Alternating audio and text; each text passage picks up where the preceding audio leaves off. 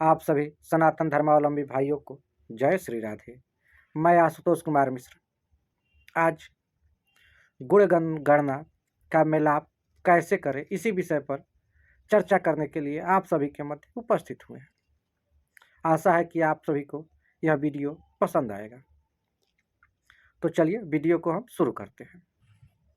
गुण गणना मिलाप के लिए हमारे पास वर और कन्या के राशि नाम अथवा जन्म नक्षत्र की जानकारी होनी चाहिए।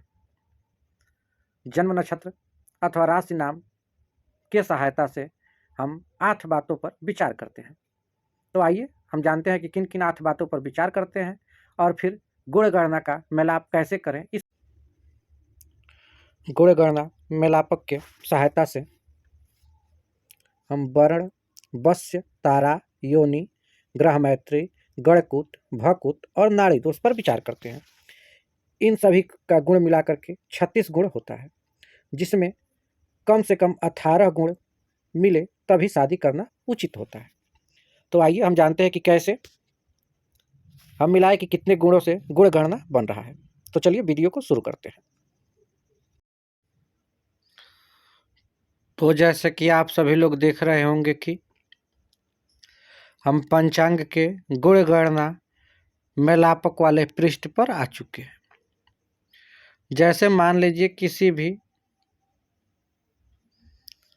लड़के का नाम है चिंतामणि, यहाँ पर है, तो हम देखेंगे कि ची अक्षर कहाँ पर मिल रहा है। तो यहाँ पर आप सभी लोग देख रहे होंगे ची लिखा हुआ है, यहाँ पर ची लिखा हुआ है। उसके बाद से लड़की का नाम रीना है, तो यहाँ पर देखेंगे कि र लिखा हुआ है। अब हम देखेंगे कि गुण गणना कैसे मिलाएंगे। तो यहाँ पर देखेंगे कि ची के नीचे रेवती लिखा हुआ है और री के नीचे चित्रा लिखा हुआ है, यानी कि लड़की का नक्षत्र चित्रा है और लड़के का नक्षत्र रेवती है। तो अब तो हम यहाँ से सीधे गुण गणना भी देख सकते हैं कि कितने गुण से बन रहा है, लेकिन हम एक एक का जानेंगे कि कैसे मिलाए। जैसे कि सबसे पहले हमें यहाँ पर विचार करने के लिए दिया गया है, जिसको भकुट कहते हैं, राशि। तो यहाँ पर लड़की का राशि रीना नाम था, तो रीना यहाँ पर नीचे के दूसरे वाले लाइन में है। तो यहाँ पर देखेंगे कि लड़की का कौन सा राशि होगा। तो यहाँ पे लड़की का राशि हो रहा है तुला और लड़के का राशि कौन सा है, तो यहाँ पर नीचे लिखा हुआ है मीन, यानी लड़के का राशि मीन है और लड़की का राशि तुला है। अब देखेंगे कि तुला और मीन में कितने गुण से मिल रहा है। तो यहाँ पर हम आएंगे, इससे नीचे करेंगे और देखेंगे कि कितने गुण मिल रहा है। तो हमने पंचांग में देख लिया था कि लड़के का राशि मीन और लड़की की राशि तुला है। अब यहाँ पर देखेंगे राशिकुट, या इसी को हम भकुट के भी नाम से जानते हैं। तो यहाँ पर देखेंगे ऊपर लिखा है कि ऊपरी बरस्य पार्श्वे कन्याया, यानी कि नीचे जो है यहाँ पर ये है कन्या की राशि और ऊपर वाला ये जो है यह है वर की राशि। अब वर की राशि हमने देखा था मीन था, तो ये यहाँ पर दिया गया है मीन, आप सभी लोग देख रहे होंगे। और यहाँ पर कन्या की राशि तुला दिया हुआ है। अब हम तुला के सामने और कन्या के मीन राशि के नीचे देखेंगे, तो यहाँ पर देखेंगे कि 0 गुण लिखा हुआ है, यानी कि भकुट जो है वह 0 गुण से मिल रहा है। इसके बाद हम अन्य कूटों पर भी विचार करेंगे कि वह कितने का गुण से मिल रहा है। तो चलिए इसके बाद से हम दूसरे कूट यानी कि वर्ण के बारे में विचार करेंगे।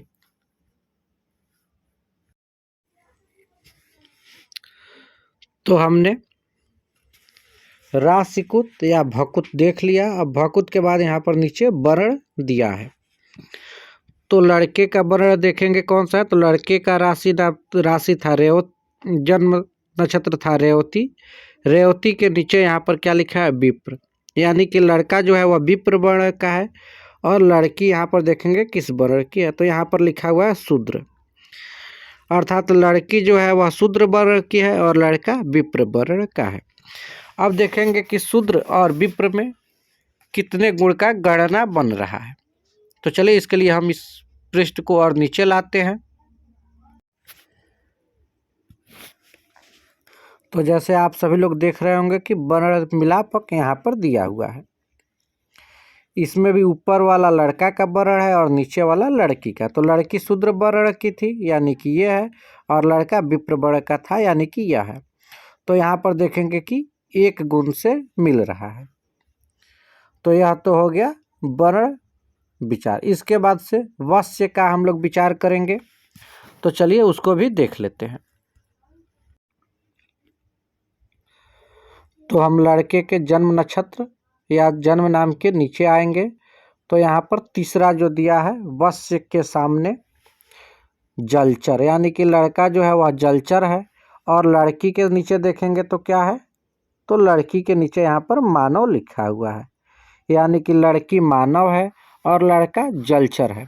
अब देखेंगे कि इन दोनों में गुण गणना कितने गुण से मिल रहा है, मानव और जलचर में। तो इसके लिए हम पंचांग में नीचे आएंगे। तो वश्य गुण यहाँ पर दिया हुआ है, यहाँ पर ऊपर वाला इसमें भी लड़के का है और नीचे वाला ऐसे लड़की का है। तो लड़का जो था वह चतुष्पद था और लड़की जो थी वह मानव थी। तो मानव के सामने और चतुष्पद के नीचे देखेंगे तो यहाँ पर एक गुण से गणना मिल रहा है। इसके बाद से हम अगला यानी कि योनि विचार करेंगे कि लड़का किस योनि का है और लड़की किस योनि की है, और दोनों में गुण गणना कितने गुणों से मिल रहा है। तो यहाँ पर हम लोग देख रहे होंगे कि लड़की का योनि व्याघ्र है और लड़के का योनि गज है। अब देखेंगे कि गज और व्याघ्र में कितने गुणों से गणना मिल रहा है। तो आप सभी लोग देख रहे होंगे कि योनि कुत मिलाप के लिए यहाँ पर दिया हुआ है। लड़का जो था वह गज था यानी कि गज के नीचे, और लड़की जो थी वह व्याघ्र थी यानी कि व्याघ्र के सामने हम देखेंगे। तो व्याघ्र यहाँ पर है। तो इसके नीचे यहाँ पर हम आते हैं तो देख रहे हैं कि दो गुणों से गणना बन रहा है, यानी कि गज और व्याघ्र में दो गुणों से गणना बनता है। इसके बाद से हम अगला यानी कि राशिस, जिसको ग्रह मैत्री भी के नाम से हम जानते हैं, ग्रह मैत्री देखेंगे कि कितने गुणों से मिल रहा है। तो यहाँ पर हम लड़के के जन्म नक्षत्र या जन्म नाम के नीचे आएंगे तो यहाँ पर देखेंगे कि लड़के का राशिस जो है यह गुरु है, और लड़की के जन्म नक्षत्र या जन्म नाम के नीचे आएंगे तो यहाँ पर देखेंगे कि लड़की के राशिस शुक्र है। तो हम अब देखेंगे कि गुरु और शुक्र में कितने गुणों से गणना बनता है, जिसको हम ग्रह मैत्री के भी नाम से जानते हैं। तो इसी में हम नीचे आएंगे तो यहाँ पर ग्रह मैत्री मेलापक के लिए दिया हुआ है। अब यहाँ पर हम देखेंगे कि लड़के का जो राशिस थे यानी कि गुरु यहाँ पर है, और लड़की के राशिस यानी कि शुक्र यहाँ पर है। अब गुरु और शुक्र में कितने गुणों से गणना बन रहा है इसी को हमें देखना है।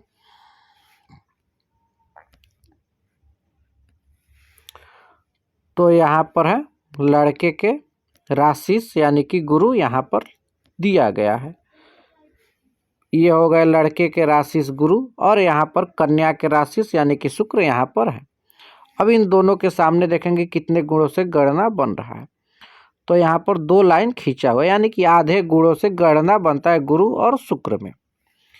तो ग्रह मैत्री आधे गुणों से बन रहा है। अब ग्रह मैत्री या राशिस के बाद यहाँ पर गण लिखा हुआ है, यानी कि इसके बाद से अब हम गण को मिलाते हैं। तो यहाँ पर लड़के के जन्म नक्षत्र के नीचे आएंगे तो देखेंगे कि लड़का जो है वह देव वर्ण का है, और लड़की के जन्म नक्षत्र या जन्म नाम के नीचे आएंगे तो यहाँ पर देखेंगे कि राक्षस वर्ण की लड़की हो रही है। अब देखेंगे कि देव और राक्षस में कितने गुणों से गणना बनता है।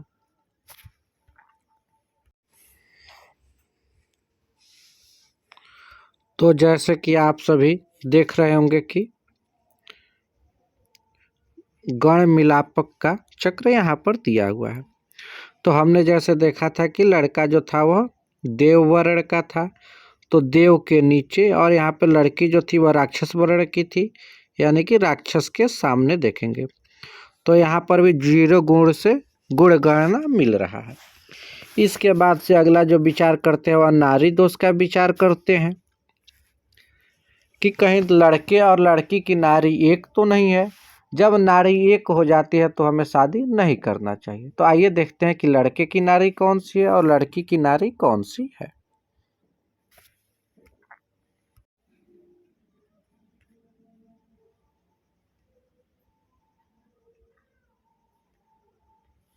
अब हम यहाँ पे लड़के के जन्म नक्षत्र या जन्म नाम के नीचे आएंगे तो देखेंगे कि यहाँ पे अंत लिखा हुआ है, यानी कि लड़के की जो नाड़ी है वह अंत है, और लड़की के नाम के नीचे आएंगे तो यहाँ पर देखेंगे मध्य लिखा हुआ है, यानी कि लड़की का नाड़ी जो है वह मध्य है। अब हम देखेंगे कि अंत और मध्य में कितने गुणों से गणना बनता है।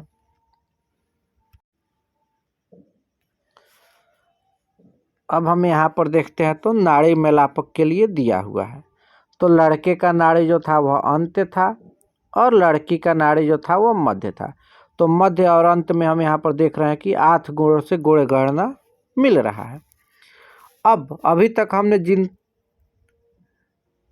गुणों को देखा उन सभी को योग करके और जान सकते हैं कि सब मिला के गुण गणना कितने गुणों से बन रहा है, या पंचांग में दूसरी तरफ दिए गए नक्षत्र मेलापक से भी हम लोग जान सकते हैं। तो चलिए हम जानते हैं कि पंचांग में दिए गए नक्षत्र मेलापक से कैसे मिलान करें।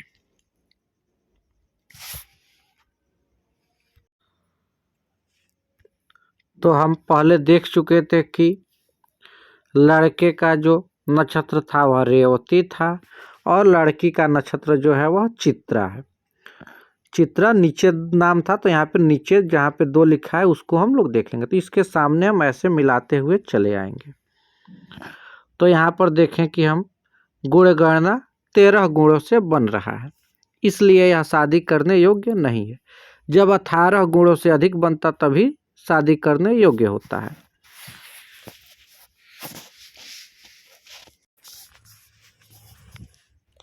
तो आशा करते हैं कि इस वीडियो को देखने के बाद आप सभी लोग गुण गणना मेलाप करना जान चुके होंगे। यदि किसी भी प्रकार की समस्या रह गई हो तो कमेंट करके हमें अवश्य बताएं। इसके अगले भाग में हम कुछ और दोष होते हैं, जैसे कि